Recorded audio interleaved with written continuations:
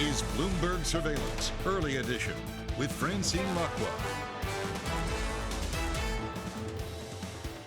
Good morning. Welcome to Bloomberg Surveillance. This is the Early Edition. I'm Danny Berger in London. Francine is still at COP27 in Egypt. She'll be joining us later in the program. But first, here's what's coming up. Battle for the Hill. Democrats face an uphill task to hold Congress as voters head to the polls for the U.S. midterms. Donald Trump announces a big announcement next week. Edging into the red, U.S. equity futures are mostly negative as polls prepare to open. Goldman outlines a plausible path for avoiding a U.S. recession. Europe trades flat. Plus, Emmanuel Macron decries the uncertainty for climate policy brought about by Russia's war in Ukraine.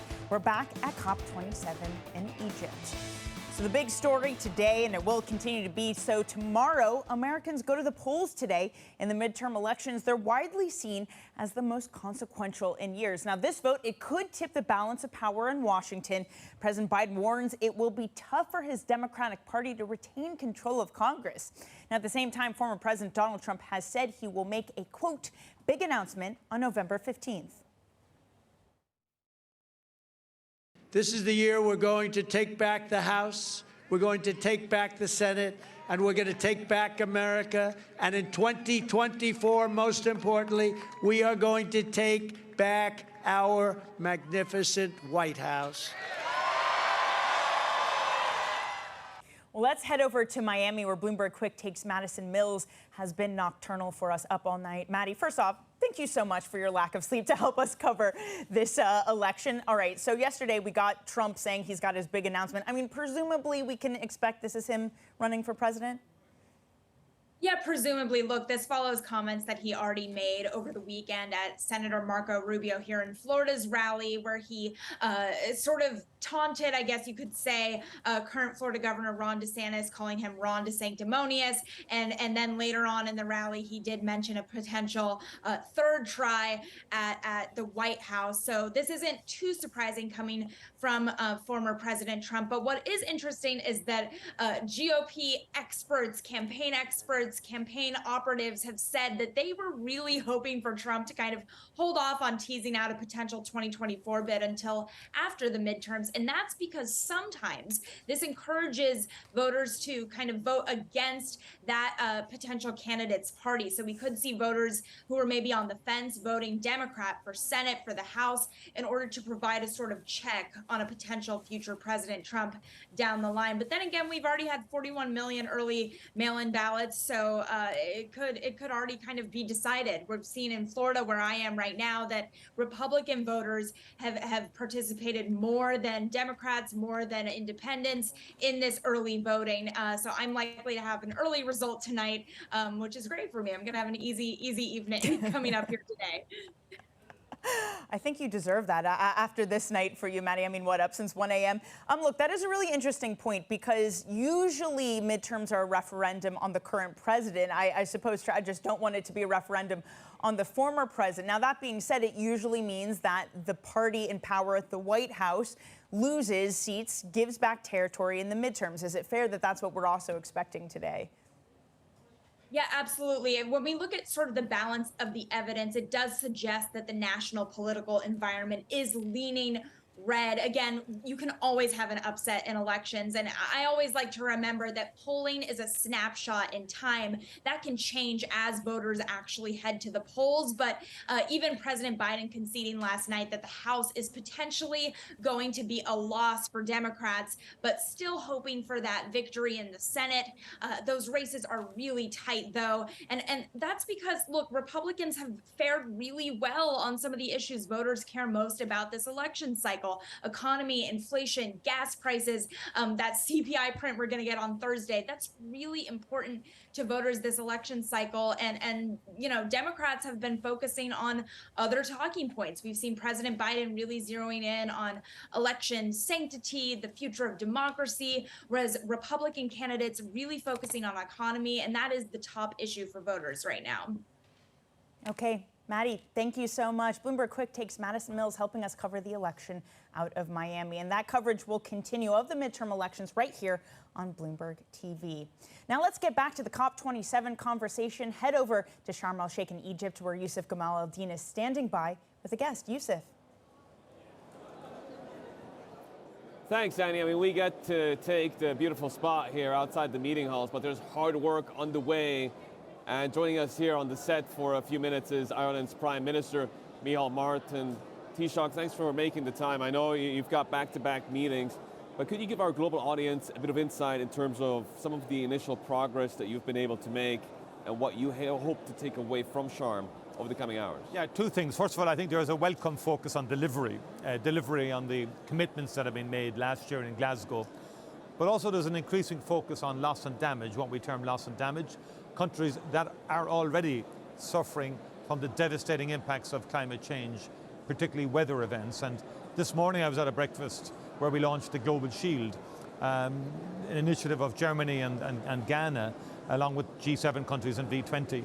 And it was interesting to hear the Prime Minister of Pakistan, the President of Sri Lanka, Prime Minister of Palau, all talk in very moving terms about the extraordinary devastation brought this year on their countries as a result of severe weather events caused by climate change. And so the message is that along with all of the measures we must take to reduce emissions, we also now have to look at adaptation and creating financial instruments in terms of dealing with catastrophic risk, and through all of us coming together to try and create that buffer for people. Let's get into some of the domestic priorities for Ireland. Wind energy is at the top of your list. We've spoken to some investors who are saying there are delays, there are regulatory issues in delivering on the major ambitions, which is I think 7 gigawatts by 2030. How do you respond to that?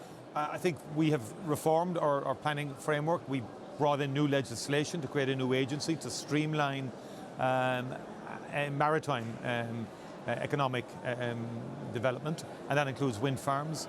And also we have bringing to a close a fundamental rehaul and overhaul of our planning code to make it again faster, more streamlined for people. We have a great asset, it's wind, and wind off the shore in Ireland is particularly strong, and we are in a position by 2030 to have 80% of all electricity generated by wind. We will get there, and we will work with industry to make sure we can accelerate the targets. The European Union is also providing legal instruments, a public overriding clause, for example, that can move offshore wind platforms more quickly. Taoiseach, there's a lot of debate about the right way to address methane emissions and 25, 30%. What is your view on that, given that at the moment for Ireland it's 25%, but the rest of the world appears to be moving towards the 30%? Yeah, I think we have a strong agricultural sector in Ireland, a very carbon efficient method of food production, but nonetheless we can do better, dairy and beef being the big ones. So we have set what are very challenging targets for farmers in Ireland. And farmers understand this in terms of their individual farm enterprise, perhaps more than most in the population. So I think it's a realistic target that is challenging, but that we can achieve. And I think it's better to set targets that are realistic and achievable than shooting for the stars and not getting there. I want to pull you along to a more political tone to the conversation. Last time we caught up, you were optimistic about the new energy in British politics, that the initial tone was positive. In terms of the Northern Ireland status in the wake of Brexit, how has that tone evolved over the last 6 to 8 weeks? Well, I think Rishi Sunak is now British Prime Minister, and I spoke to him 2 weeks ago. It was a positive engagement. We will meet again in the coming weeks. He has also met with Ursula von der Leyen. So I think the desire to have a negotiated settlement is there on behalf of the UK government, on behalf of the European Union. Talks have started, and our view is a negotiated outcome is the best way to deal with this, particularly given the enormous challenges we face collectively, the war in Ukraine, the climate crisis, and energy price levels as well. So it makes sense that we resolve this issue, and we believe it can be done by negotiation, and we welcome the positive signals emerging from Westminster and from Downing Street that they too want to resolve this through negotiation. I mean, just yesterday, Bloomberg reported that the UK is going to legislate to extend the deadline for holding an election in Northern Ireland. I mean, is this helpful or is this just playing politics? No, I think we have to have patience. The government is just in. I think we should concentrate on resolving the protocol issue and avoid perhaps an election in the short term that could prove to be more polarizing than previous elections. The focus, in my view, should be on endeavouring to resolve the issue through negotiation, and I think that would create greater stability within Northern Ireland if that was achieved. Taoiseach, thank you very much for making some time. Great to get the insights. That is Micheál Martin, the Prime Minister of Ireland. Danny, back to you. Yusuf, fantastic conversation. Seems like the main word there was negotiations, optimism that can happen with the current government. All right, coming up, we're going to continue our coverage of COP27 with Yusuf there. And of course, Francine Lacqua, she's there as well. She's been speaking to World Bank President David Malpass. We'll have more on that exclusive interview next. Plus, Francine will also be speaking with Mark Carney, former Bank of England governor and UN Special Envoy on climate action and finance. Don't miss that later. This is Bloomberg.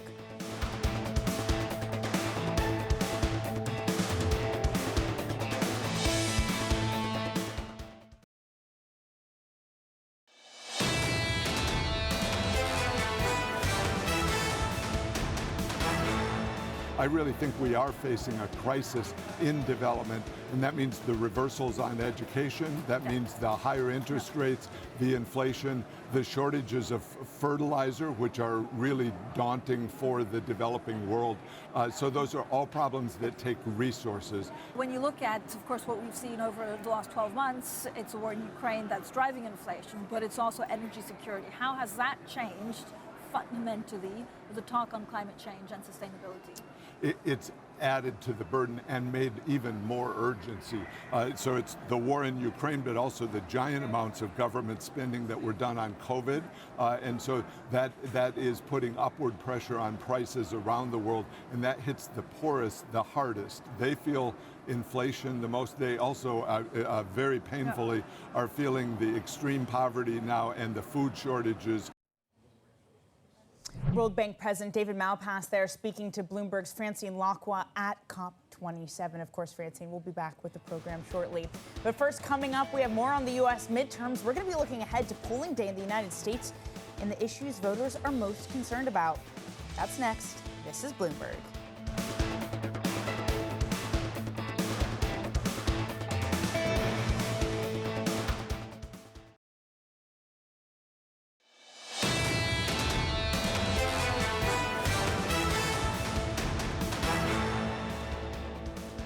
Economics, finance, politics. This is Bloomberg Surveillance Early Edition.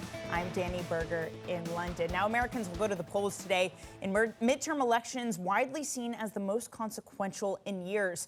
The vote could tip the balance of power in Washington. President Biden warns it will be tough for his Democratic Party to retain control of Congress.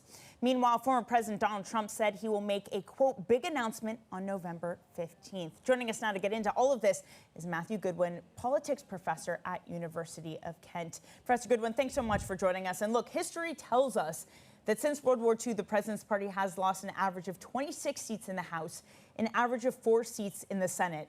Would you say that this is an average year? Well, in some senses, Danny, of course, we need to follow that trend. And if we look at midterms through the lens of history, we should be expecting some significant losses for Joe Biden and the Democrats. But of course, there are some things that are unique to this contest. Joe Biden's approval ratings are among the lowest in American history. He's basically where Trump was, Ronald Reagan was, and Bill Clinton were at their point in the cycle. Of course, they all went on to suffer losses. And we've got this big crisis around inflation and energy. We've got about 70% of Americans saying the country is moving in the wrong direction. And we've got a large majority of Americans saying that, in their view, Joe Biden is not managing those economic crises particularly well. So my working assumption today is we are going to be talking about another set of losses for an incumbent president and his party. Matthew, you and I were talking during the break about this idea. Well, first of all, inflation, it's something the world is dealing with, and it has caused some changes in politics throughout the world, be it Brazil, be it France, be it Sweden. Are we looking at more generally, in a global sense, a changing political regime due to this economic environment we're in? Yeah, so this is one of the things I think people are missing when it comes to the US midterms, Danny. I think if you look at global politics and you look at elections that have taken place in the world since the end of the COVID pandemic and the rise of inflation, what we've seen is a big anti-incumbency effect. We've seen either governments and leaders being kicked out of office by voters, or we've seen them greatly weakened, as is the case, for example, in France with Macron. We've also, interestingly, seen the rise of these more anti-establishment, anti-elite politicians, brothers of Italy, for example, going from nowhere to dominating the polls. Sweden Democrats, Marine Le Pen, even the populists who have lost, like Bolsonaro in Brazil or the similar parties in Slovenia and Germany, have basically remained stable. So this big narrative that we had during COVID, that actually the pandemic was going to make everybody rally around the experts and all of this anti-establishment sentiment would go away, that hasn't really turned out to be the case. And I think America now probably will end up joining that wider trend of a sort of insurgent politician beginning to rally his party against the incumbent. Does it change American relations with the world? We had a deviation from normal, I guess, is perhaps the way you would describe how Trump as president approached the rest of the world. If we start to get both chambers of Congress that look more like sort of these insurgent politicians, you get President Trump announcing a run again, how does that alter how the world, how Europe specifically perhaps, approaches relations with the U.S.? Well, the first thing to say, Danny, is that is my working assumption. You've got about an 80% chance of the Republicans taking the House. You've got about a 55 to 60% chance, in my view, of the Republicans taking the Senate. Now, if they do both of those things, if the red wave is bigger than people perhaps are initially estimating, then that, of course, will change everything. It will change the global conversation. I mean, put it this way, within a month, we could find ourselves with Donald Trump back on Twitter, announcing that he's running for the White House. That may indeed happen over the next few hours and days. Let's see. And the Republicans essentially turning Joe Biden into a lame duck president, being able to control things like judicial nominees, being able to set out their own legislative agenda, being able to look forward to 2024 with a realistic chance of returning to the White House. So essentially, if that happens, then actually global politics will once again become the Trump show. And so the relationship between the United States, the European Union, China, Russia, India, and so forth, all of those things, I think, will be up for negotiation and up for review in a pretty significant way. Okay, Matthew, really appreciate your time this morning. Matthew Goodwin there, politics professor at University of Kent. And we're going to have special coverage of the midterm elections right here on Bloomberg TV. That will kick off tomorrow morning.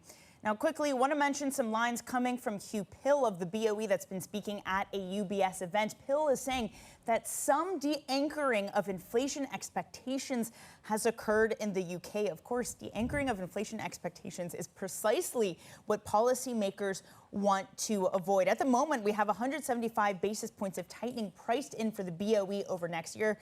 Shout out goes to our markets reporter Valerie Teitel for flagging that one for us. Pill also saying that the BOE gave a signal that mortgage rate increases are overdone. Now, this does sound like the BOE decision the prior week, talking about that markets have overdone where terminal rates currently are priced. Pill saying that there is more to do now on raising UK rates. We need to raise interest rates, and the UK economy is heading into a recession. But at some point, we must think about what rate is appropriate. All right, let's get to some of our other top stories this morning with the Bloomberg First Word News. Is Leanne Gerrans. Good morning, Leanne. Good morning, Danny, and thank you. Germany says the U.S. shouldn't underestimate the extent of European worries about American subsidies for green energy. The head of the WTO says the two should try to resolve their disagreement without resorting to a trade conflict. German Finance Minister Christian Lindner says the EU has serious concerns. Value partners should stay preferred trade partners. We should do everything we can to avoid a tit-for-tat scenario or even a trade war. We need more partnership between the United States and the European Union, not less. Now, Brazil's president-elect Lula da Silva has delayed the much-awaited announcement of a multi-billion-dollar spending plan as he works out how to pay for his campaign pledges. During the election, Lula made promises to boost cash transfers for poorer families, exempt more people from income tax, and also increase the minimum wage. South Africa is spearheading a new COP plan at the COP27 climate summit to shift from coal to green energy. The $8.5 billion proposal proposal backed by the EU, US and UK would help middle-income nations to move away from the dirtiest fossil fuel. UK Prime Minister Rishi Sunak, meanwhile, has pledged to triple funding to £1.5 billion for so-called adaptation projects by 2025. A report says UK boardrooms are increasingly frustrated with London's institutional investors and the proxy agencies that guide them. The survey of FTSE 100 chairs by PR firm Tolkien Communications found companies are spending too much time on governance and regulation instead of actually running their businesses. FTSE chairs say the increase of ESG rules has resulted in a culture of box ticking. Global news 24 hours a day on air and on Bloomberg Crypteg, powered by more than 2,700 journalists and analysts in more than 120 countries. I'm Leanne Gerrans. This is Bloomberg. Danny. Leanne, thanks so much. Leanne Gerrans there here in London. Now, coming up, we're back at the COP27 conference in Egypt. I know you all have been missing Francine. She's going to be back with us very shortly. Joining her will be Mark Carney, former Bank of England governor and UN Special Envoy on Climate.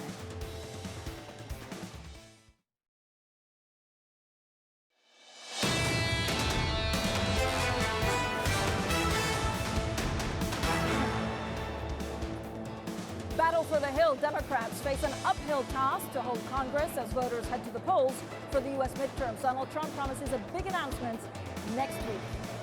Edging into the red, U.S. equity futures are mostly negative as the polls prepare to open. Goldman outlines a plausible path for avoiding a U.S. recession. Europe trades flat. Plus, Emmanuel Macron decries the uncertainty for climate policy brought about by Russia's war in Ukraine. We're back at COP27 here in Egypt. Well, good morning, everyone. Welcome to Bloomberg Surveillance Early Edition. I'm Francine Lacqua here at COP17 in Sharm el-Sheikh, Egypt. Now, we had some great interviews all morning. It does seem quite counterintuitive at certain times saying, show me the catch at a climate change conference, but this is really the financing that we're focusing on. We have loss and damage. Does that work?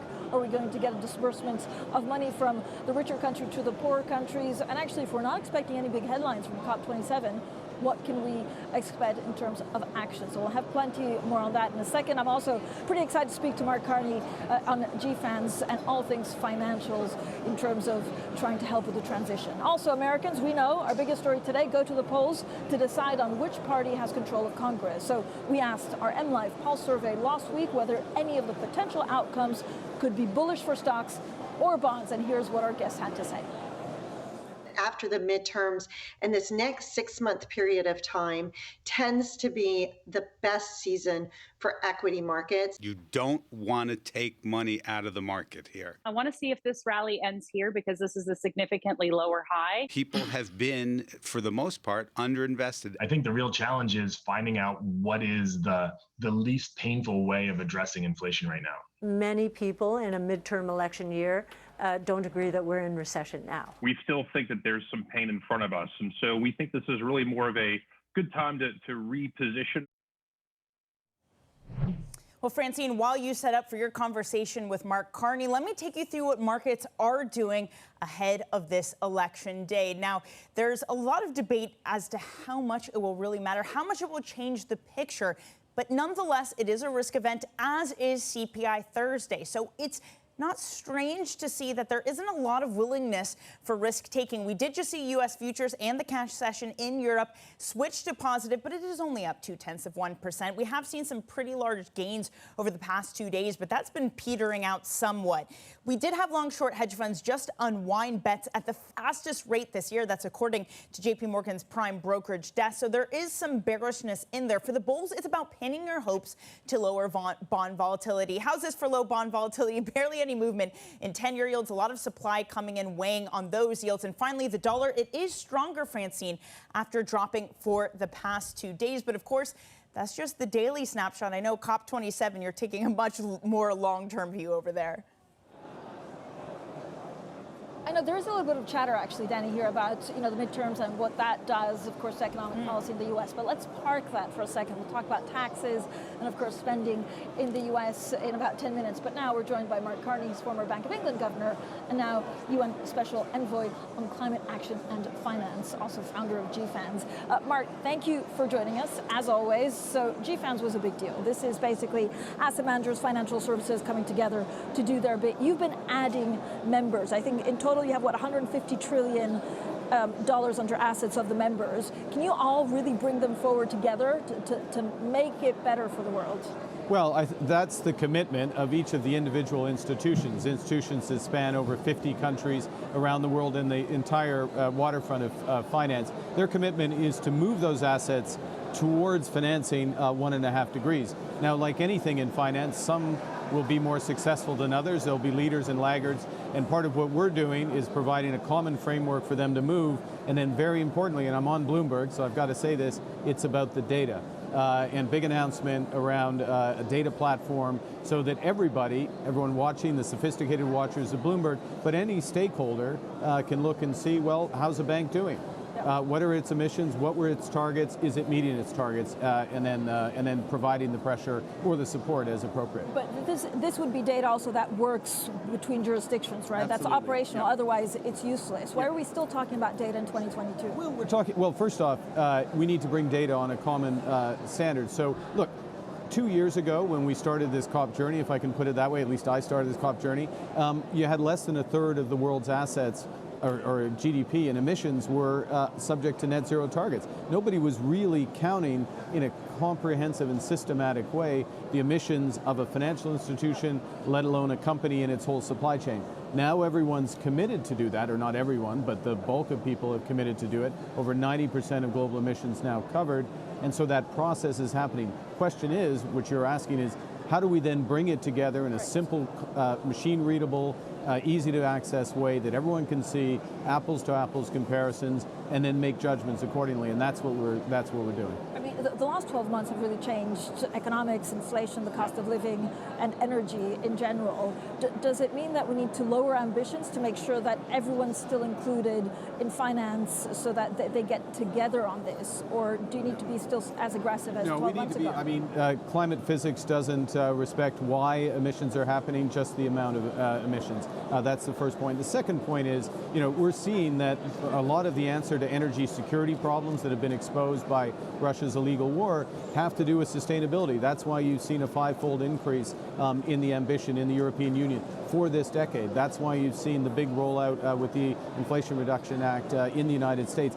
Building out local wind, local solar, hydrogen, which is coming on market fast. These are solutions to not just climate issues, but geopolitical issues. So where's the smart money in finance going to actually make sure that this goes? There are two ways the smart money is going. The first is there's an absolute wall of opportunity in just rolling out clean energy at scale. I'll give you one fact. I work at Brookfield part-time, and we have gone from 20 gigawatts in our pipeline of building out renewables to over 100 in just 12 months. That gives you a sense of how fast things are moving. The second place, though, is looking at every single company and figuring out who has a plan within a sector, it doesn't matter which sector or which region, who has a plan to get their emissions down. If they're going to get their emissions down, and faster than their peers, they're going to unlock value. And it's that level of sophistication that we're helping to unlock with these plans. What do you need today from world leaders to make it easier? No, I think you were on a panel with Emmanuel Macron yesterday, Al Gore. It seems that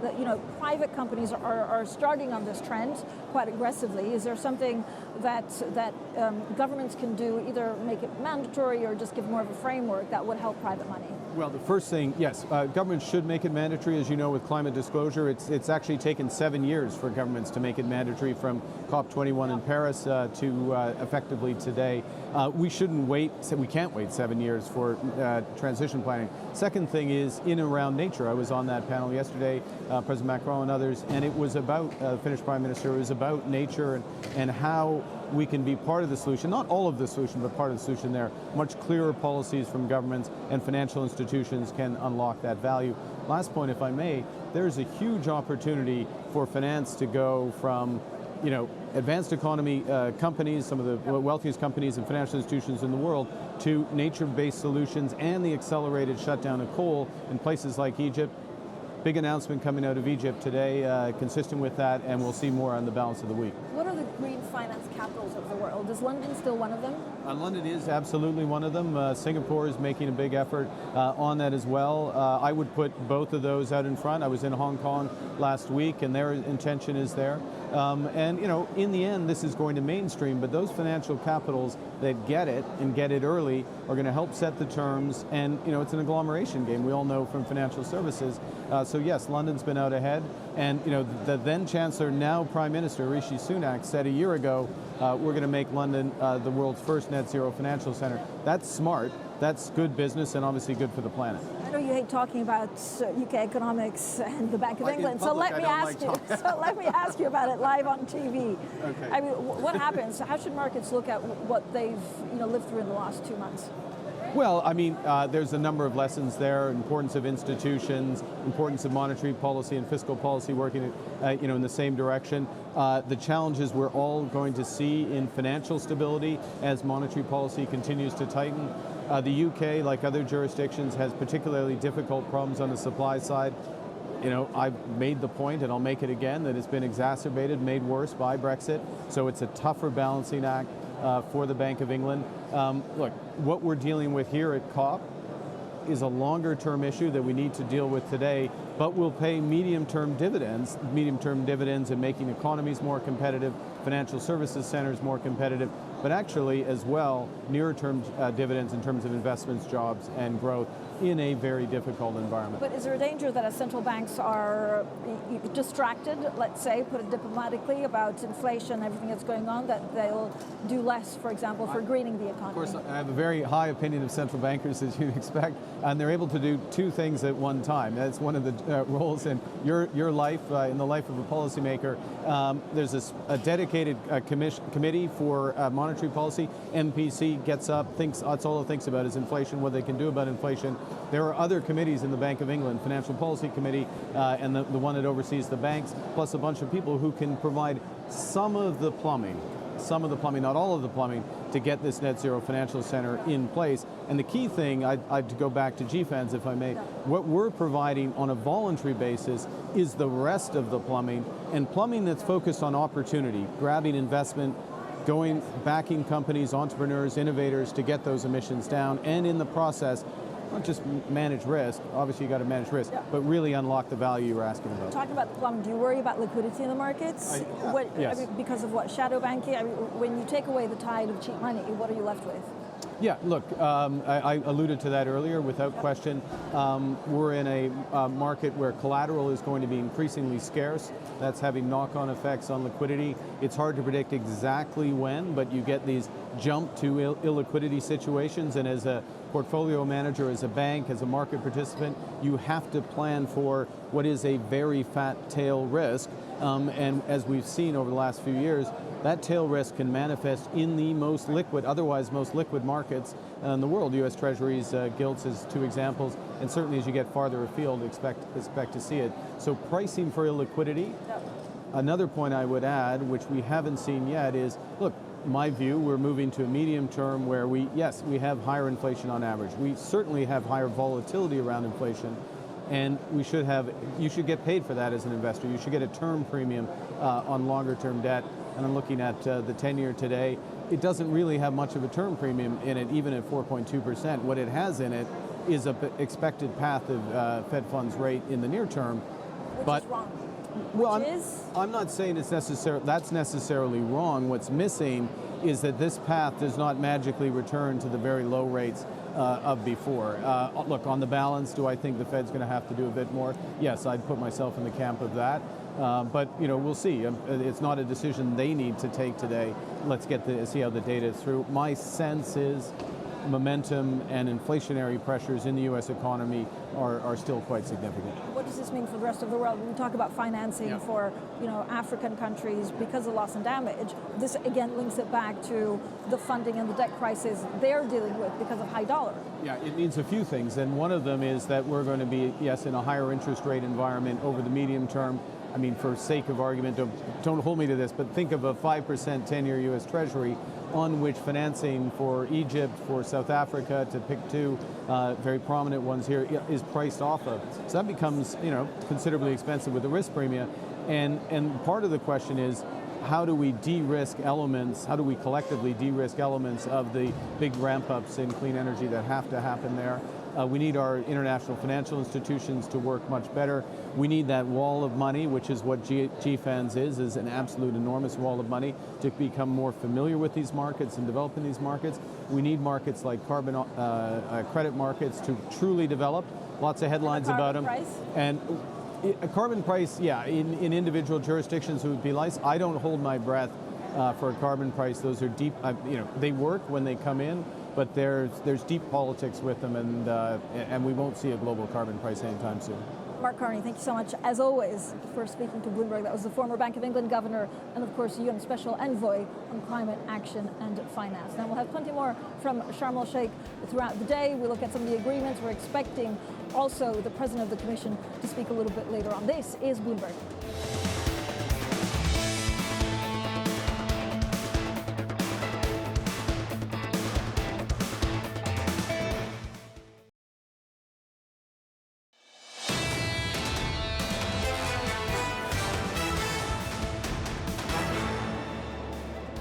Economics, finance, politics. This is Bloomberg Surveillance, early edition. I'm Francine Lacqua here at COP27 in Egypt. So now, welcome back. Joining us now for a robust conversation on COP27 and everything green is Jennifer Morgan, Germany's State Secretary and Special Envoy for International Climate Action. Jennifer, thank you so much for joining us. We had a breakthrough, at least here in COP27, they're talking about loss and damage. Yeah. Are we going to have the money? Are we going to have a breakthrough with richer nations giving poor nations money to compensate for climate change disasters? Well, I think first of all, it was a breakthrough, and it really shows that multilateralism can work even in the midst of everything that's happening around the world. I think what we're going to see in the next 2 weeks is how countries that are richer, how can they provide more support for those that are most vulnerable? What does that look like? Can we come to an agreement that they feel that they have us standing next to them in solidarity? It's very clear from the decision that this is not about liability, it is not about compensation, it's about how we scale up support. And do you think there's really a chance? Because there's a lot of, Boris Johnson, I know he's not in charge of the UK, saying, look, we cannot afford to do it now. Have the last 12 months, because of higher inflation, the war in Ukraine, and energy security mean that we won't really achieve the goals or even, these reparation loss and damage numbers? Well, I think, just look at what's been happening around the world. Look at what's happened in Pakistan. Look what's happened even in the UK or in Germany, and the costs, the people, the lives, the economy, and the losses that are occurring from the impacts of climate change. I think that at this COP, this issue is now front and center, that we have to move together. It is not about reparations. It is not about compensation. It is about how we can scale up. And Germany, yesterday, our chancellor announced 170 million euros for a global shield to help protect the most vulnerable. Jennifer, we have some data. It's very Bloomberg. Data in Germany, for example, shows that private sector funding for climate measures dramatically dropped last year. Why? I think that we, across the board, need to do better on the private sector leveraging. I think it's a mixture of things. I think partially it's about getting the policy frameworks right in different countries. We need long, loud legal signals that renewables are growing. We know that they are the cheapest. We know that they are affordable, but you need the policy frameworks that are there. You need also to de-risk different places in different countries, in Africa, in developing countries, so that actually the investment is possible. And I think there you need to come in and look at the international financial institutions, the World Bank. What can they be doing in order to prepare that? What can they do better? They can certainly increase the amount of climate finance that they're making available, especially for adaptation. But they can also be working in partnership with countries to get the framework right so that there can be more private sector investment. A number of NGOs are saying that given the size and scope of Germany, and I know there was that pledge from Olaf Scholz yesterday, they should commit around 8 billion euros to this cause. Do you think Germany will do more? I think Germany is doing a lot, but we all need to do more. Germany has committed to 6 billion euros by 2025. We're one of the second largest donor for humanitarian assistance, which is so important right now as well, separate from our climate finance, of course. But I think we need to actually shift the trillions. That's also on the agenda here. Paris Agreement has a third long-term goal, 21C, for geeks that follow this stuff. And that's about getting all of financial flows into zero carbon climate resilient. And that needs to happen here as well. What's it been like being on the politics side? So you've been an activist, right? We used to speak on that. Is it different from the other side? It's different. I mean, I don't see it as sides. I kind of see it as, I think... Perspectives, certainly. I mean, I have the same goals that I have had my whole life, working for think tanks, NGOs, and for activist organizations. I feel incredibly honored to be representing Germany here, leading the delegation here, my minister coming in next week. And I think we have a tremendous chance. Germany's working really hard to be a bridge builder, to demonstrate to the most vulnerable that we hear them, we understand, and to be accelerating the energy transformation, because we have to close the gap to 1.5 degrees. And that means we have massive scale-ups for wind and solar that we have to achieve. Jennifer, thank you so much for joining us today. Jennifer Morgan there, Germany's State Secretary and Special Envoy for International Climate Action. Now, coming up, we'll have plenty more market action. So we look back, of course, at the midterms. Two top analysts see some hope of a sustained bear market rally. So we'll discuss that next. This is Bloomberg.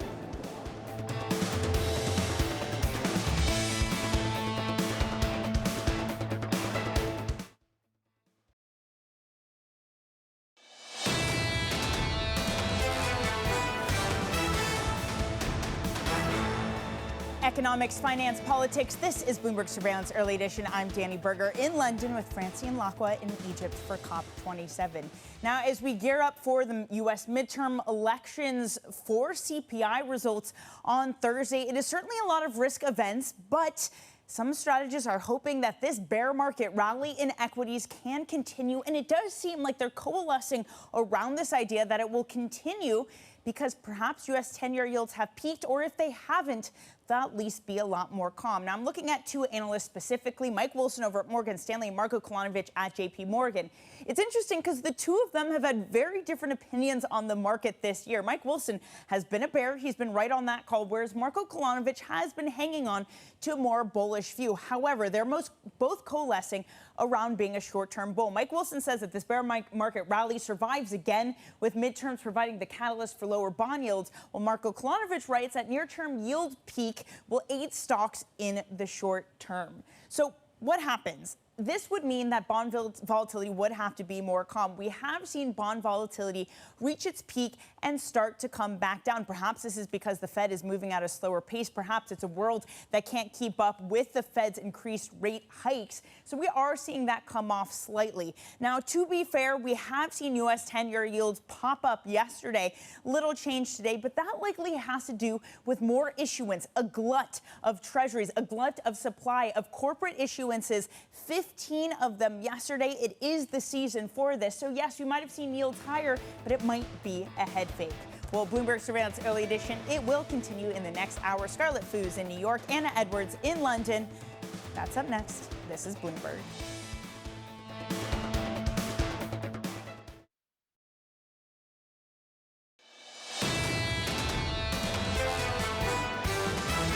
I think markets prefer gridlock generally to one party having control of all the levels of power, particularly when that party has an aggressive agenda. The most important issue in this election, as in most elections in the United States, is going to be the economy. Now more than ever, with inflation really front and center. Inflation is a deeply personal experience. This was not just a supply shock. This was a people shock. And people over the last 2 years are making different decisions. As soon as we see a result from this election, expect to see the presidential election swing into full force.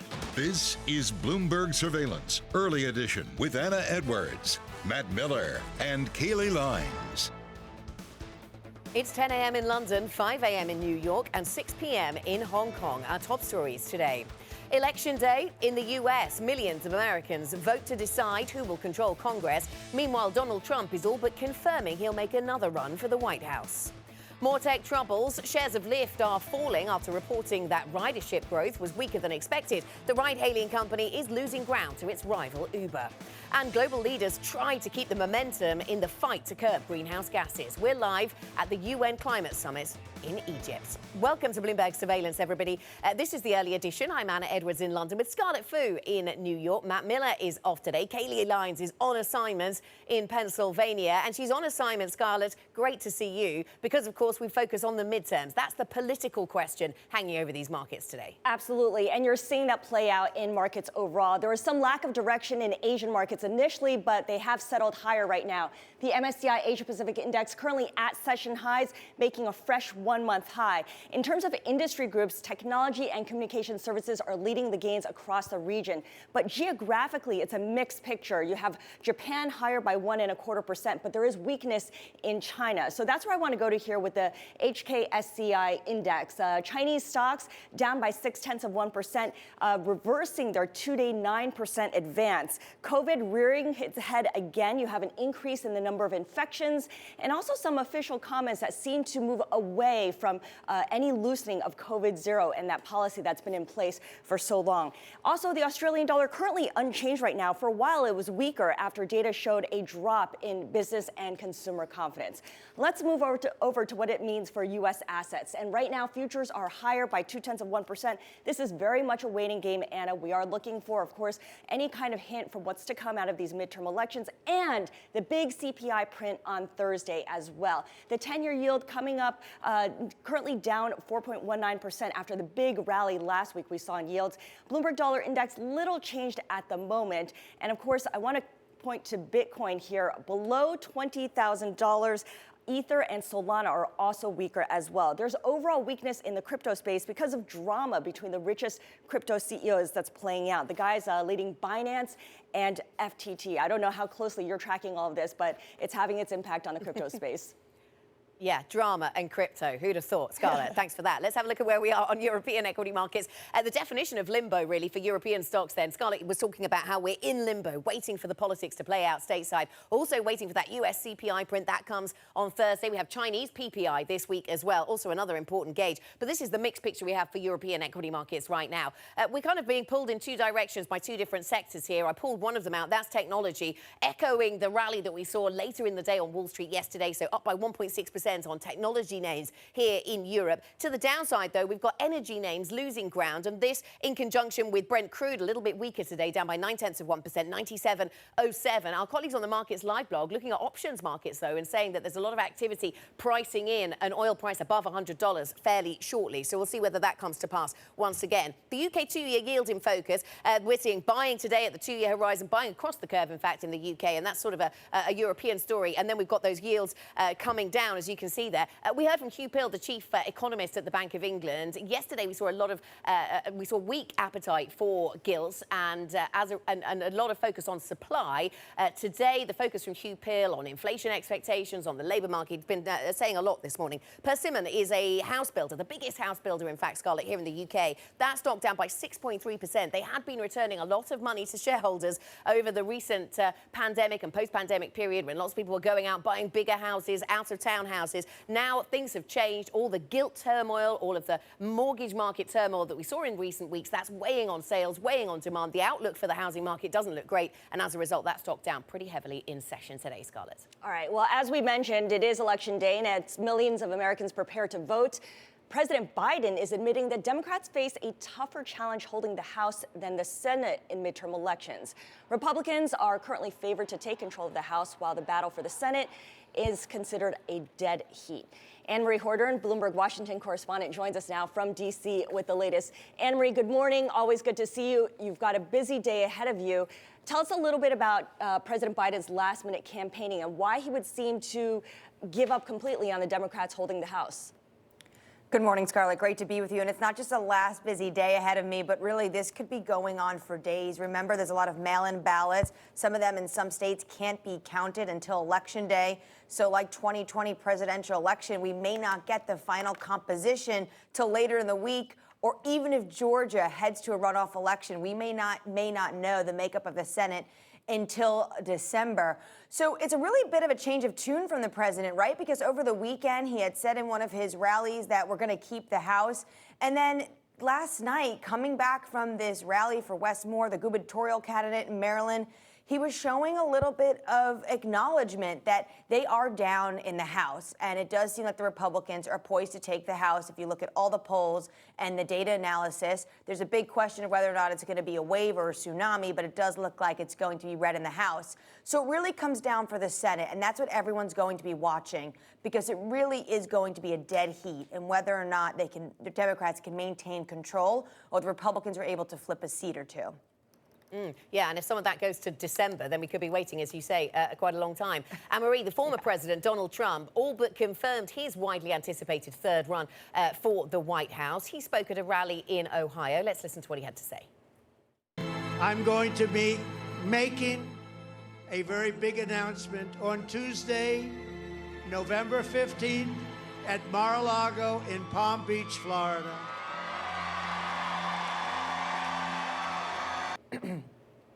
So, Anne-Marie, he waits until after the midterms to make the announcement, but I suppose the announcement of the announcements is something in itself. And I suppose whether he runs or not, something that will hang over people's decisions around these midterms. Yeah, and he's been teeing this up for days now. Over the weekend, he said, look out for my rally in Ohio. I'm going to have some big news to say. I mean, this wasn't great for J.D. Vance, was it? He was there supposed to really drum up the support for him, but it seems like the former president is just trying to drum up support for himself. So it's highly anticipated. He's teased it over and over again.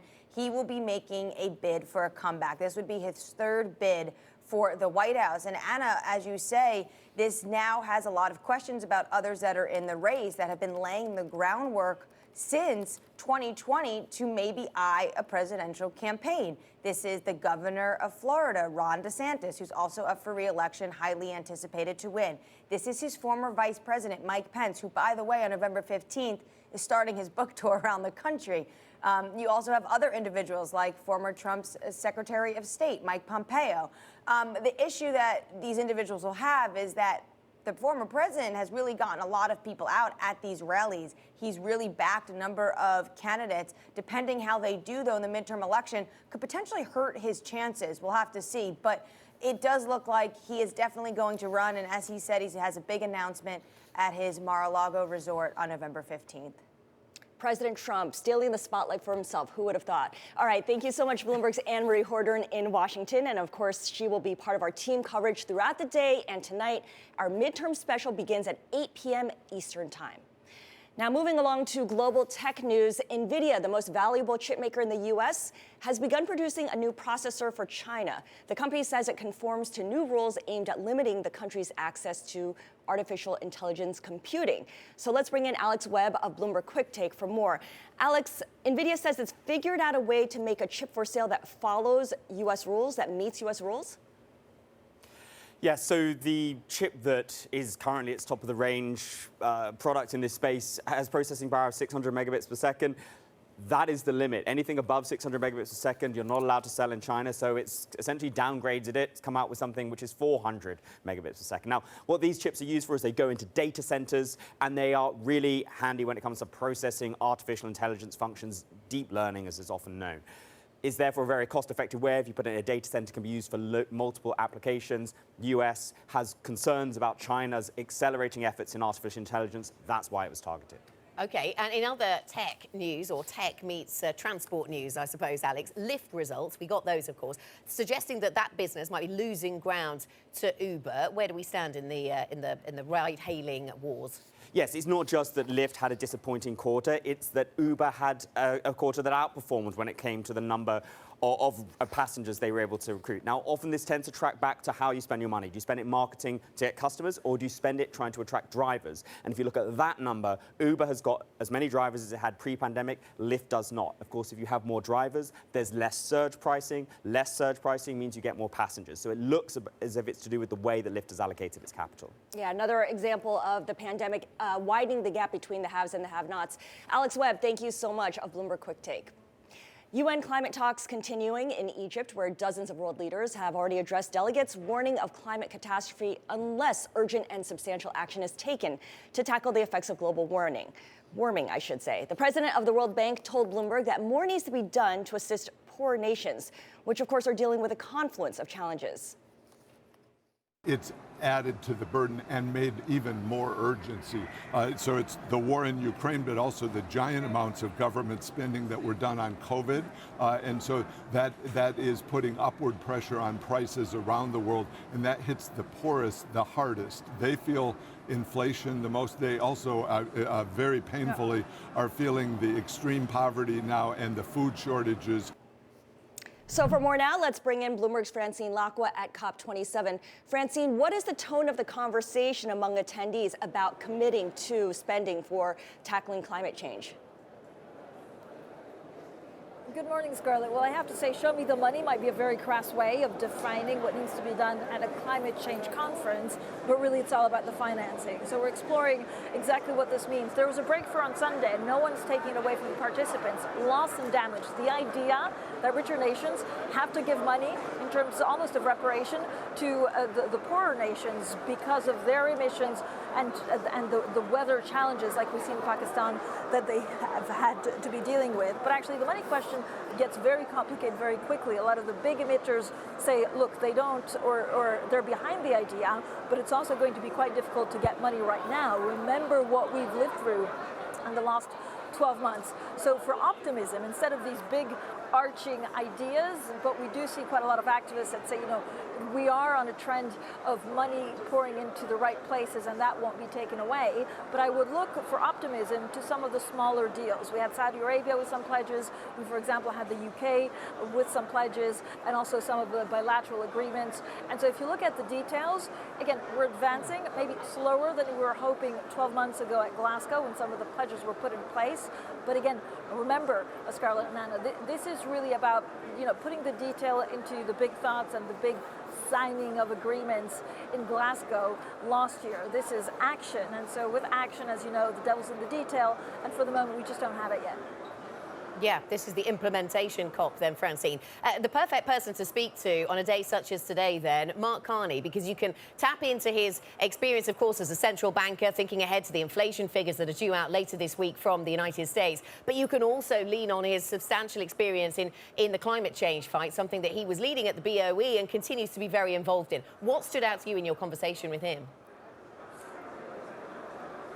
Yeah, and he was, he's always brilliant to speak to just because he does have these two hats, understanding deep knowledge of economic policy together with the economy worldwide, inflation, of course, the cost of living. And now he has another job, which he does part-time, GFANS. Now, this was an alliance of financial companies basically coming together in Glasgow 12 months ago and pledging their support and their transition to net zero in terms, for example, of the projects that they finance. The main question, which I have to say he answered maybe not as clear as some would have hoped to, is that yes, their members have been growing from 450 members, and we're talking about all financial institutions, to 550 members today. That's a lot of trillions of dollars under asset management. I wanted to ask him whether the framework needs to be a little bit less aggressive to make sure that all the members stay together. So, philosophically, Anna, the question is, do you want to be less aggressive to make sure that members stay together and they push forward, even if it's at a glacial pace, or do you want to be very aggressive and have fewer members? Now, he says, look, if you look at financial institutions, because the health of these institutions are very different, because they worry about liquidity and because they worry about the markets, given what we're living through in monetary policy, they're going to go at different pace. And so he says it's also not fair maybe to evaluate all the members by the same standards. And he says we're going to see different kinds of progression, but the trend is there. They want to do more to finance it. Yeah, and so he says those GFANS members, some will do better than others. Fran, thanks so much. Thanks for the update. Francine Lacqua at the COP27 event in Sharm el-Sheikh in Egypt. Coming up on the programme, we'll talk to Ron Temple, Lazard Asset Management co-head of multi-asset and head of US equity. What kind of bounce in stocks would he expect to see if we do see stalemate in US politics? With that in mind, we'll talk about the US midterms with Elizabeth Braw, American Enterprise Institute senior fellow. She joins us shortly. She'll give us her domestic thoughts on on the US, but also the international questions at play here. Plus, the energy crunch in Europe could trigger shortages for years to come. Read more of today's big take story on Bloomberg.com or on the terminal. This is Bloomberg.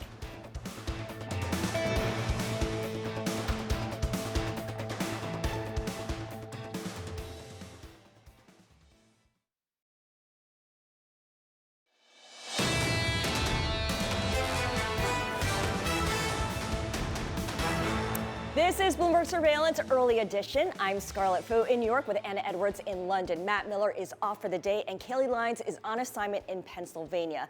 There are signs of life in the corporate bond market, and it is putting pressure on the U.S. Treasury market. This is the 10-year yield, and what you'll see is it's making its way back towards the highs that we saw in late October. The resistance level of about 4.3%. We're not there yet. We're just under 4.2%. Again, highest since late October. Companies are busy tapping the bond market. Bloomberg counted 15 U.S. companies launching high-grade debt deals, led by Oracle, which of course needs to fund its purchase of Cerner. Now, timing is of the essence here because they want to get ahead of the CPI number on Thursday and also the Veterans Day holiday on Friday as well. So joining us now to put this all into context is Priscilla Azevedo Rocha, Bloomberg credit reporter in London. Priscilla, the calendar works out, as I mentioned earlier, but borrowing costs have been rising. What does it say that U.S. companies are willing to move forward with debt sales now? Hi, Scarlett. So it shows that the market, like the more rates in the way, and companies, they are taking advantage of a little window of stability in the market. So that means that before the holidays, as you mentioned, the CPI print, which will give like this kind of shape of what is the recession going to look like next year, if there's going to be a recession and things like that. So they're taking advantage of this moment of stability to come and take their funding from the bond markets. Okay, this is really interesting developments, isn't it? Because you've seen, Priscilla, good morning, the index tracking credit risk is now down for 5 consecutive weeks. This is the window of stability that you've been talking about. Why was that not disrupted by a pretty hawkish Fed, another jumbo hike, and the Fed saying, look, terminal rates are going to go higher than we'd anticipated? Why was that all not disrupted by this? Or did it just encourage people to come and to move forward their capital raising plans? Hi, so I think it's the second part of this, because now we've seen the rates are like as higher than we forecasted. It has incentivated people to come now, because what next year is going to look like, it might be very different. We know we have elections now that might change the composition of the U.S. government, that might change the expenditure of the U.S. government, and so now that has led to some stability in the market. Okay, Priscilla, thanks so much. Bloomberg's Priscilla Azevedo Rocha joining us there with the latest on credit markets. And for a broader look at markets and the latest moves, check out the Markets Live blog. MLIV Go is the function to use on your Bloomberg terminal. This is Bloomberg.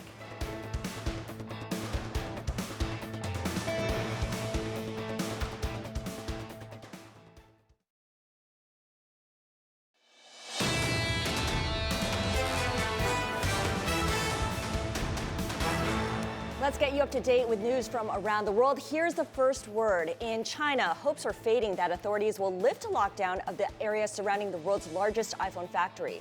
COVID cases have more than doubled in the city of Zhengzhou. A 7-day lockdown of the area that houses Apple's global iPhone production base expires on Wednesday. The local government may end up extending the curbs. In the UK, Chancellor of the Exchequer Jeremy Hunt is considering raising more money from the inheritance tax. Bloomberg has learned that he's looking at freezing the threshold at which inheritance tax starts to be paid. Right now, that level is about $373,000, and it's due to be kept at that level till the 2025-2026 tax year. Hunt wants to extend the freeze another 2 years. That's a move that could raise about $500 million. And Congress is not happy about it, but behind the scenes, the Biden White House is urging banking giants such as JP Morgan and Citigroup to keep doing business with certain strategic Russian companies, such as Gazprom. The administration is trying to hinder Russia's advances with sanctions while avoiding a global economic catastrophe. House Speaker Nancy Pelosi says the attack on her husband would be a factor in deciding her political future. In an interview on CNN, Pelosi also expressed dismay that Donald Trump and Elon Musk had cast doubt on the attack. Pelosi's husband, Paul, was seriously injured by an intruder who authorities say was looking for her. Nancy, it seems to me, if anything, Nancy Pelosi might be emboldened more and want to fight back by running again. Yeah, that's certainly one way you could run it. Asked how he is doing. Her husband, of course, she says he is doing okay, but it is a long haul. You can completely understand how that kind of attack on your partner, or indeed aimed at you, might impact how you might respond. So that's something that hangs over the midterms, perhaps. Also something that influences people around the time of the midterms. The fact that former President Trump, is heavily suggesting that he might make another run at the White House in 2024. Let's get back to a markets perspective, though, next on all of this. Scarlett, we'll be talking to Ron Temple, Lazard Asset Management co-head of multi-asset and head of US equity. What does he expect to see in the year after midterms, typically good for equities in the US? We'll have that conversation next. This is Bloomberg.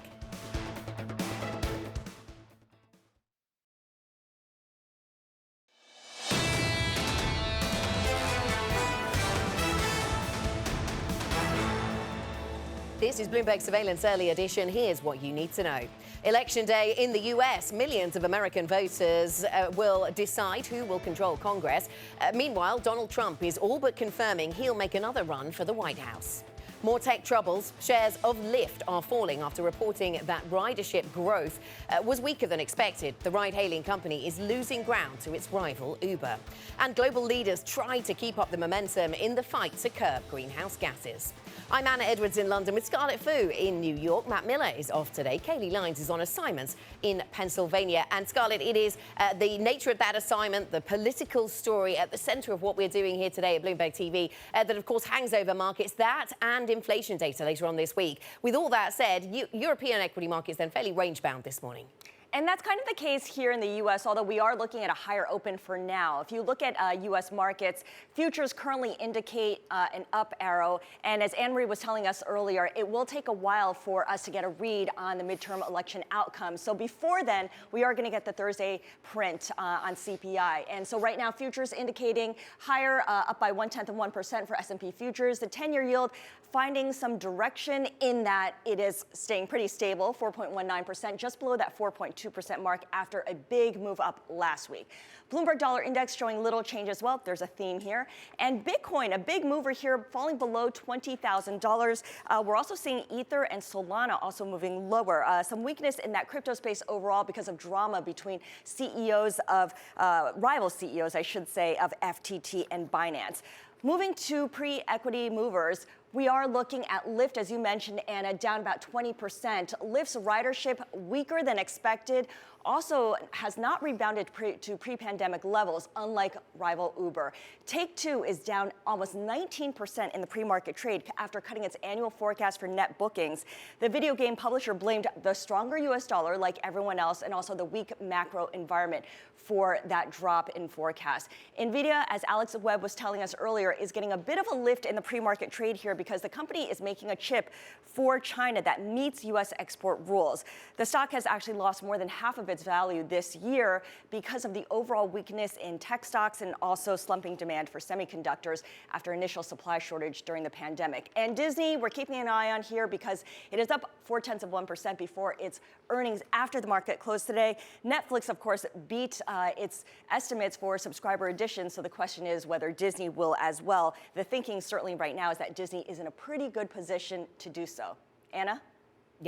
Yeah, really interesting to watch that Disney number. How much will they talk about the strength of the dollar? That could be an interesting one as well, Scarlett, given the global nature of their business. This is the European equity markets then in limbo as we head towards the midterms in the United States, as we head towards Chinese factory gate inflation data, the US CPI data. So Stocks Europe 600 up by 0.2%. To the four, gaining in Europe, up by 1.8%. Technology stocks catching up a little bit with what we saw on Wall Street yesterday.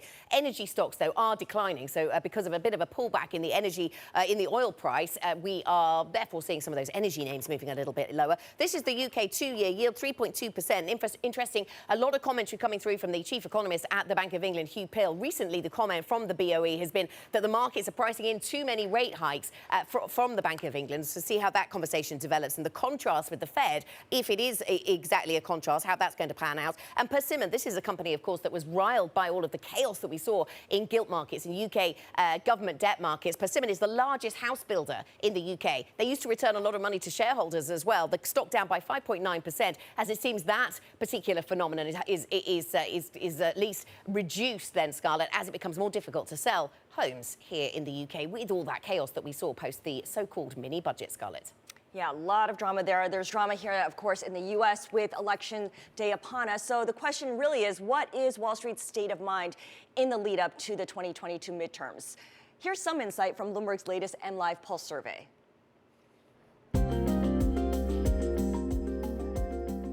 If you're a stock market bull, you're probably rooting for Republicans to win big in the midterms.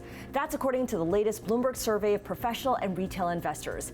It found that more than a third of respondents see the GOP winning control of both the House and Senate as the best outcome for U.S. stocks over the next 3 months. Only about 1 out of 5 expect stocks to rise if Democrats manage to keep their leads in Congress. And if there are highly contested outcomes or worse, social unrest, more than a third of respondents say that would send stocks falling. Here's why the stock market favors a GOP Congress this time around. Investors, on the whole, like political gridlock. Actually, what they really like is business as usual, and a split government gets them there. A president's policy agenda often ends up stalling out, which means fewer consequential laws will be passed. This then removes one source of uncertainty in a world where war, disease, and widening inequality are all pressuring the global economy. There is one thing that might benefit if the Democrats keep control of Congress: the dollar. Here's the rationale. It'd be easier for Dems to pass legislation to boost social programs and government funding. That spending tends to be inflationary, which would keep interest rates elevated, increasing the dollar's appeal relative to other currencies. Joining us now is Ron Temple. He is Lazard Asset Management co-head of multi-asset and head of U.S. equity. Ron, so good to speak with you. Good morning. I'm curious, how have you positioned for the midterm elections? What kind of changes have you made to your portfolio?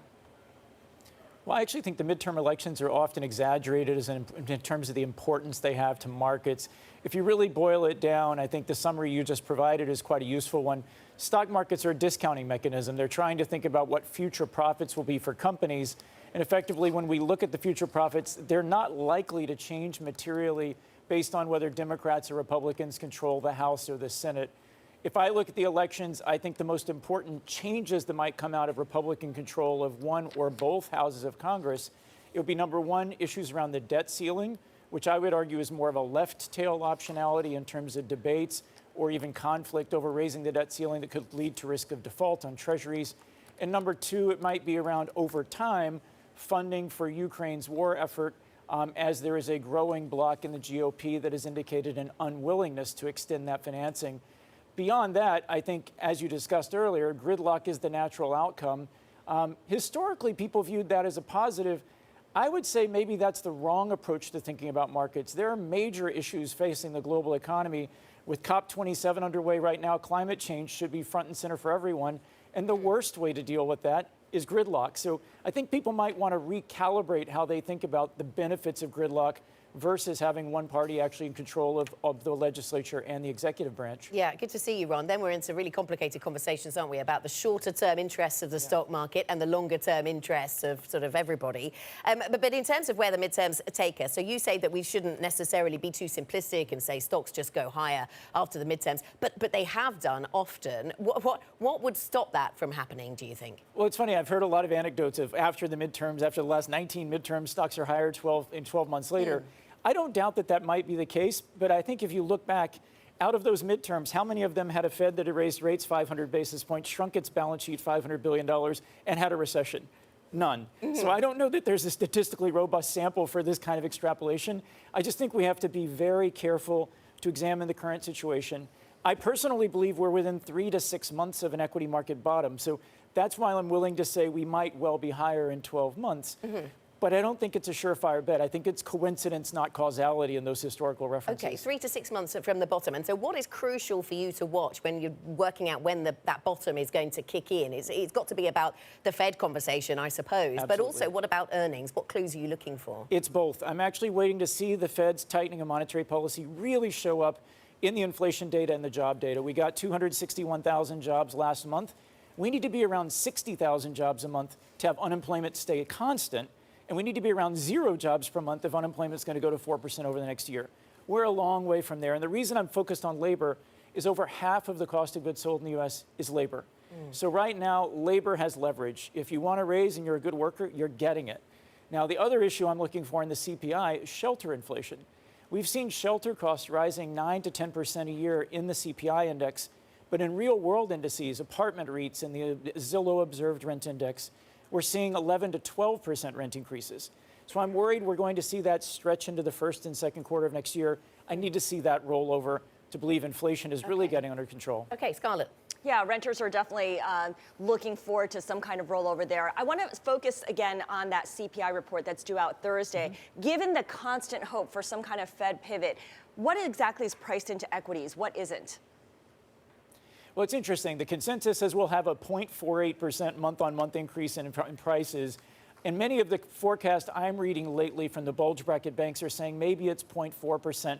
I think the market is leaning towards a positive surprise on CPI this week. I would just caution against extrapolating too much from one reading. Focus on the shelter component. Last month's shelter was about 31 basis points of the total core CPI for the month. Effectively, to get down to a 3.5% annual core inflation rate, you would need everything else in that index to be at zero and have shelter where it is now. So I think we want to watch the trajectory of shelter. We want to watch the labor market. And some of the other pieces like used cars, new cars, there's a little bit of noise there. But we really want to focus on that shelter in this Thursday's report. And Ron, longer term, you see inflation settling at a higher range than it was pre-pandemic, thanks to a bunch of structural shifts. First and foremost, of course, is deglobalization, but also climate change.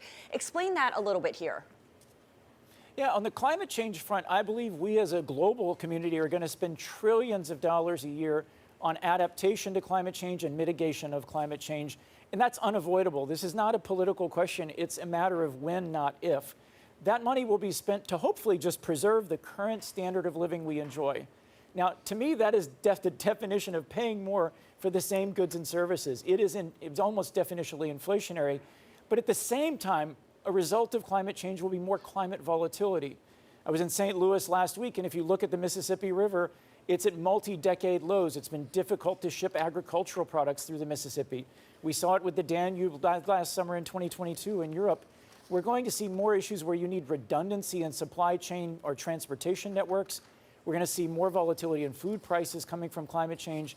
And I think that will all feed into a more inflationary environment alongside that deglobalization that leads to higher costs as you move away from Chinese production. Yeah, those low water levels, issues for exporters, also for nuclear power and some of our alternative energies. Ron, thanks so much for joining us. Ron Temple of Lazard Asset Management joining us here this morning here on Bloomberg TV. Coming up on the programme, back to our coverage of the US midterms with Elizabeth Braw, American Enterprise Institute Senior Fellow. We'll talk about some of the domestic issues, of course, associated with this election, also get a global perspective. This is Bloomberg.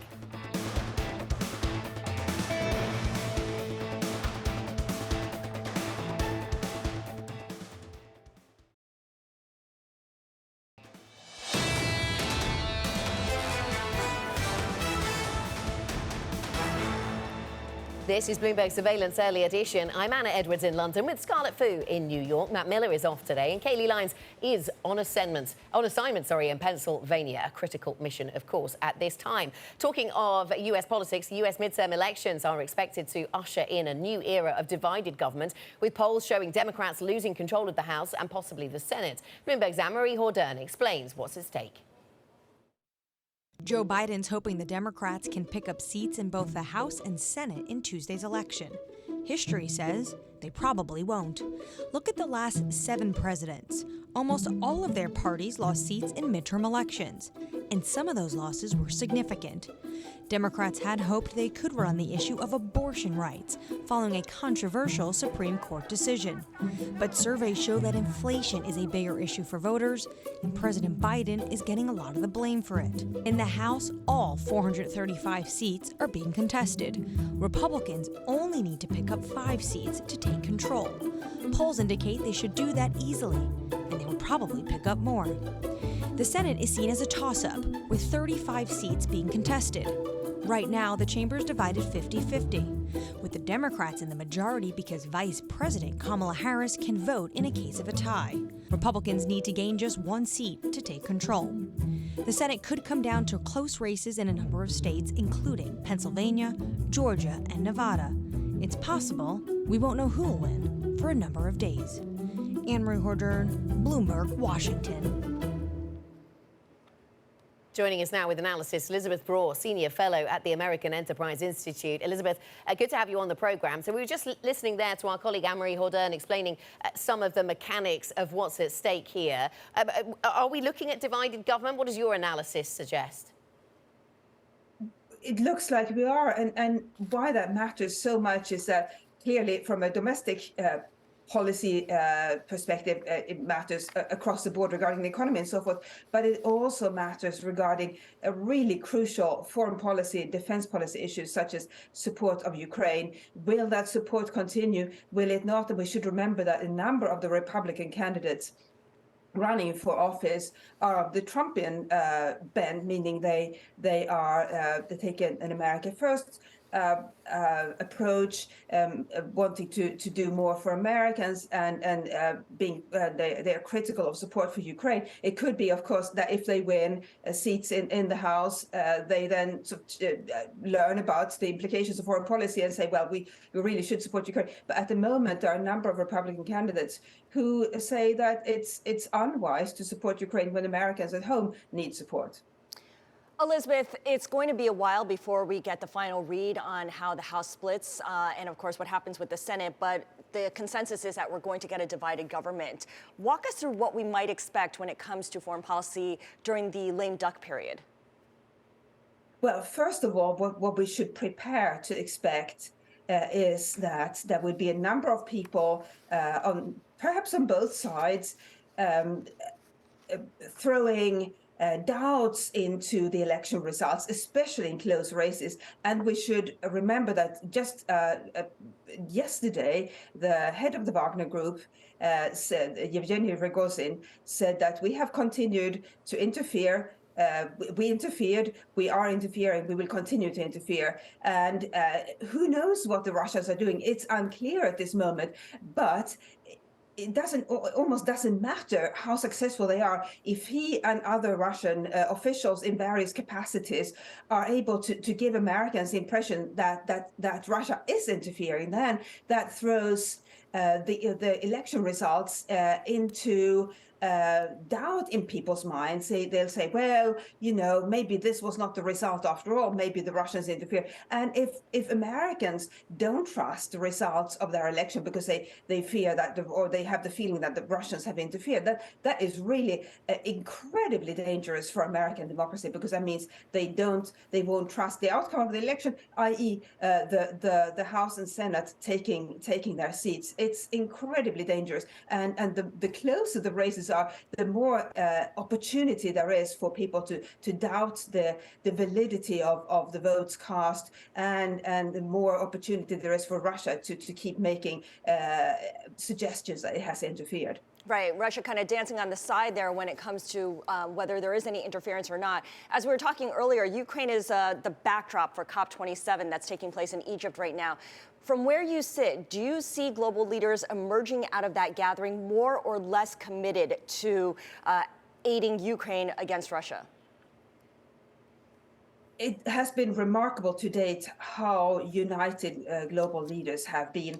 But we should also, regarding Ukraine, but we should also remember that the unity has been on the Western side, meaning the US and Europe. We haven't seen much support from Ukraine from, for example, China or India. And one would have hoped that the COP summit would be an opportunity for these leaders, not just from the West, but from other major countries as well, to come to some sort of agreement on Ukraine. I don't think that would happen simply because China and India, which are the most important countries that haven't really taken a position on Ukraine, they are not likely to well, they don't want to be lectured by the West, which is how they see the West acting. And so they are not going to be open to any sort of convincing, even at this sort of more neutral occasion of COP27. And we should remember also that the Western governments need China and India to come to an agreement on climate change, which is really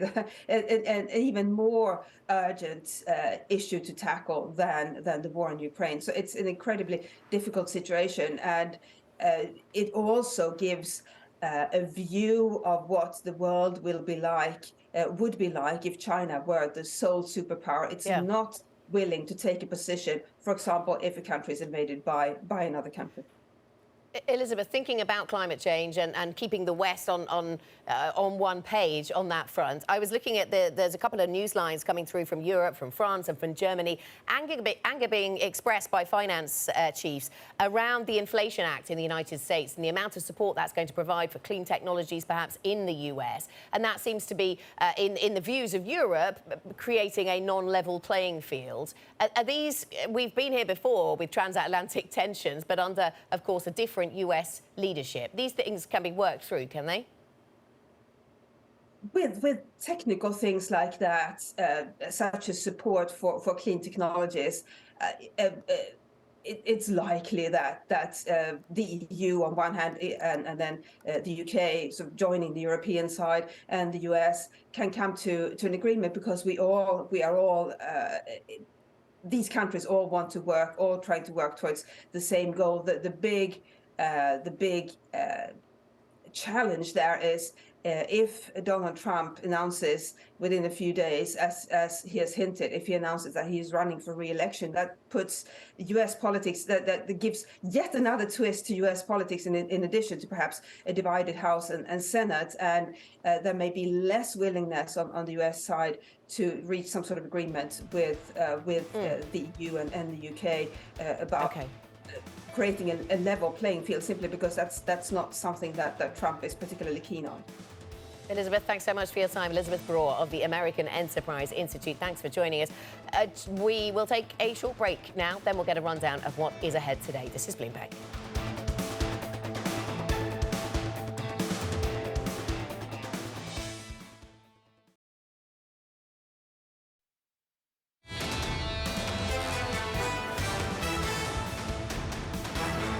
Let's wrap up with a look at what's ahead for the day. At 11 a.m. Eastern, SpaceX is scheduled to launch its Falcon 9 rocket from Cape Canaveral Space Force Station in Florida.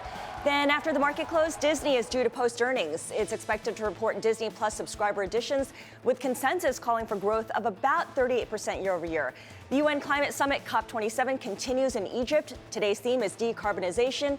And also today, millions of Americans, Anna, are voting in midterm elections with the balance of power in Congress at stake, and the number one issue, the economy. And of course, big questions about inflation ahead of the Thursday print of CPI. That does it for Early Edition. Surveillance is just ahead next with Tom, John, and Lisa. They're hosting live from Washington, D.C. We'll hear from Julie Norman of University College London, among others. For Anna and myself, thank you for watching. This is Bloomberg.